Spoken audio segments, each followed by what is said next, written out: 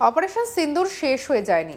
ভারতের বিরুদ্ধে যে কোনো হামলাকে অ্যাক্ট অফ ওয়ার হিসেবেই বিবেচনা করা হবে। প্রধানমন্ত্রী নরেন্দ্র মোদী থেকে শুরু করে প্রতিরক্ষা মন্ত্রী রাজনাথ সিং আগে এই বার্তা দিয়েছিলেন।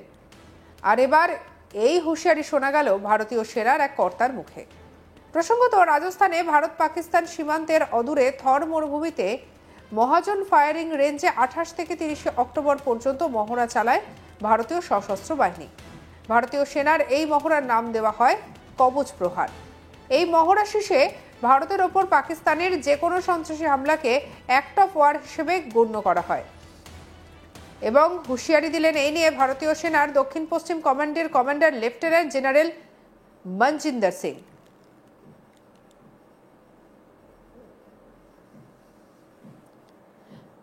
মহড়ার শেষ দিনে ভারতীয় সেনার এই কমান্ডার বলেন, সশস্ত্র বাহিনীকে অবশ্যই প্রতিটি অপ্রীতিকর পরিস্থিতির জন্য প্রস্তুত থাকতে হবে।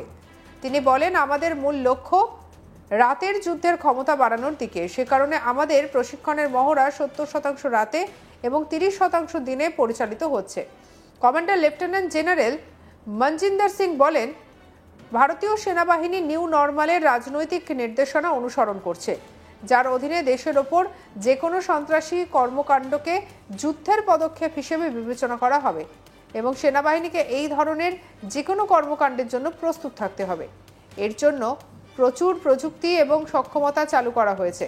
আমাদের লক্ষ্য সর্বাধিক রাতের প্রশিক্ষণের উপর, তাই আমরা রাতে 70% এবং দিনের বেলায় 30% প্রশিক্ষণ দিচ্ছি।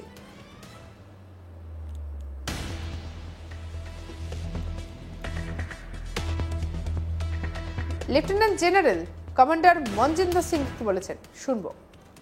सबसे पहले तो सबका शुक्रिया, आप यहाँ पे आए हैं हमारी एक्टिविटी को देखने। और ये एक्टिविटी आप जो देख रहे हैं, ये आज की जो नई हमारी न्यू नॉर्मल है उसके ऊपर ये बनाया गया है। क्योंकि न्यू नॉर्मल के मुताबिक कभी भी हमारे देश के अंदर आतंकवादी हमला होगा तो उसको एक लड़ाई का एक्ट माना जाएगा। और आर्मी इसका मतलब है कि हमारे को हमेशा उस लड़ाई के लिए तैयारी रहना है और उसके लिए जवाब देने की कार्रवाई के हमारे को काबिलियत पूरा करना है। इसके अंदर बहुत सी नई टेक्नोलॉजी इक्विपमेंट आई है, बहुत सी नई कैपेबिलिटीज़ आई हैं जो कि हमारी यूनिट्स के अंदर हमने उसको भर्ती किया है और उसके लिए हम ट्रेनिंग कर रहे हैं। तो आज जो आप देख रहे हो एक बहुत छोटा हिस्सा है कि बहुत सी एक्टिविटी चल रही है, जिसके लिए हमने इसका आज आपको एक छोटा डेमोस्ट्रेशन दिखाया कि किस तरह से ऑल आर्म्स का इकट्ठा होकर दुश्मन के ऊपर हमला करना है। उसका एक डेमोस्ट्रेशन आपको फायरिंग रेंज पे दिखाया। जैसे कि मैंने पहले बताया, हमारा फोकस है मैक्सिमम ट्रेनिंग नाइट को, ताकि जो लड़ाई लड़ने की क्षमता है हमारे सोल्जर्स में, उसका नाइट ट्रेनिंग बहुत अच्छा होना चाहिए। और हम 70% ट्रेनिंग नाइट को कर रहे हैं और 30% ट्रेनिंग डे टाइम को। এখন প্রশ্ন হলো, এই মহড়ার প্রশিক্ষণ রাতে কেন হচ্ছে? তাহলে শুনুন, আমাদের অপারেশন সিন্দুর থেকে শুরু করে এ যাবৎ যতগুলি সার্জিক্যাল স্ট্রাইক ভারত করেছে তার সবকটি রাতের অন্ধকারে। তাই দিনের তুলনায় শত্রু দেশের ওপর রাতের অন্ধকারে আঘাত হানার বিষয়ে বেশি আগ্রহী ভারতীয় সেনা। কিন্তু শুধু হামলা করলেই তো হলো না, শত্রু দেশের থেকে হামলা এলে তা প্রতিহত করার বিষয়টিও মাথায় রাখতে হচ্ছে। তাই ভারত রাতে হামলা করলে পাকিস্তানের তরফেও রাতেই হামলা হতে পারে।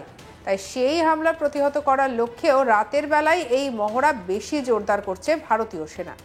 তবে ভারতীয় সেনার commander lieutenant general Manjinder Singh সেভাবে হুঁশিয়ারি দিলেন যে তাতে কিন্তু আগামী দিনে বড়সড় হামলা হলে সেটা রাতেই করা হবে, এই সম্ভাবনা জোরালো হচ্ছে।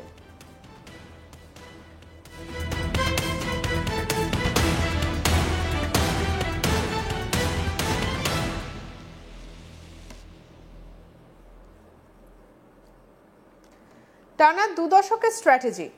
তাজিকিস্তানের আইনি বিমান ঘাঁটি থেকে এতদিন ধরে অপারেট করে যাচ্ছিল ভারতীয় বায়ুসেনা। শোনা যাচ্ছে সেই বিমান ঘাঁটি থেকে নিজেদের সামরিক সরঞ্জাম এবং সেনা সরিয়ে নিয়েছে নয়াদিল্লি।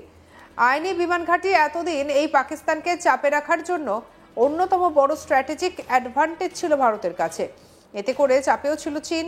তবে তা হাতছাড়া হতেই এমন হয় যে তাহলে কি ভারতের কাছে সেটা কি একটা বড় ধাক্কা?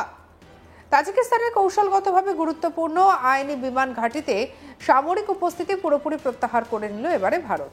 আইনি বিমান ঘাঁটির কৌশলগত গুরুত্ব কি জানেন?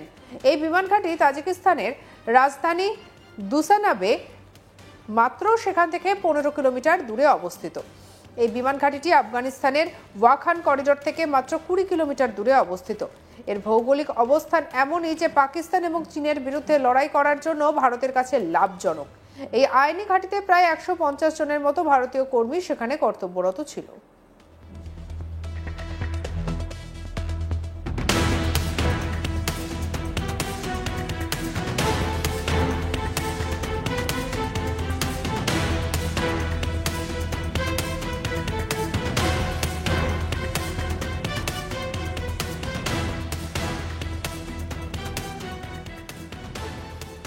সূত্র মারফত জানা গিয়েছে, এই বিমান ঘাঁটির উন্নয়নের জন্য তাজিকিস্তান এবং ভারতের মধ্যে দ্বিপাক্ষিক চুক্তি ছিল, যার মেয়াদ 4 বছর আগে শেষ হয়ে গিয়েছিল। এরপর থেকে ভারত একটু একটু করে সেনাদের সেখান থেকে সরাতে শুরু করে। সূত্রের খবর বলছে, ভারত এর জন্য প্রায় 800 কোটি টাকা খরচা করেছে। এই বিষয়ে ভারতের বিদেশ মন্ত্রকের পক্ষ থেকে নিশ্চিত করা হয়েছে বিষয়টি। বৃহস্পতিবার বিদেশ মন্ত্রকের মুখপাত্র রণধীর জয়সওয়াল তা নিশ্চিত করে সাংবাদিক সম্মেলনে জানান। তিনি জানিয়েছেন যে বিমানবন্দরের পুনর্বাসন এবং উন্নয়নের জন্য তাজিকিস্তানের সঙ্গে আমাদের দ্বিপাক্ষিক চুক্তি ছিল। এই চুক্তি বেশ কয়েক বছর ধরে চালু ছিল। তাজিকিস্তানের সঙ্গে আমাদের চুক্তি শেষ হতেই আমরা তাজিকিস্তানের কাছে বিমান ঘাঁটিটি হস্তান্তর করেছি। কি বলেছেন শুনব। We had a bilateral arrangement with Tajikistan for the rehabilitation and development of any aerodrome. This arrangement was in place for several years. After the conclusion of the agreement that we had with Tajikistan, we have handed over the facility to the Tajik side.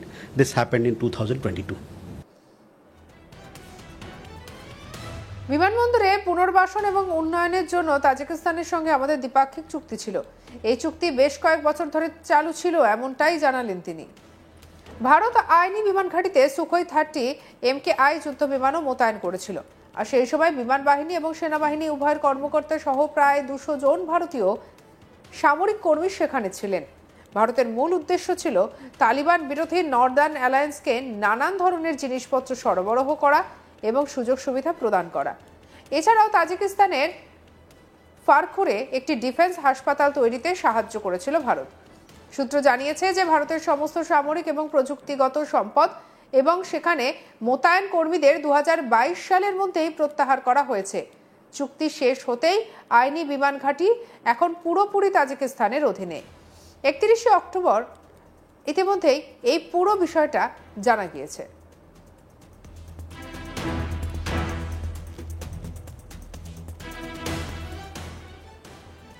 সঙ্গে রাখুন আজ তাক বাংলার YouTube চ্যানেলকে। অন্যান্য খবরের জন্য like, comment, share, subscribe করতে ভুলবেন না।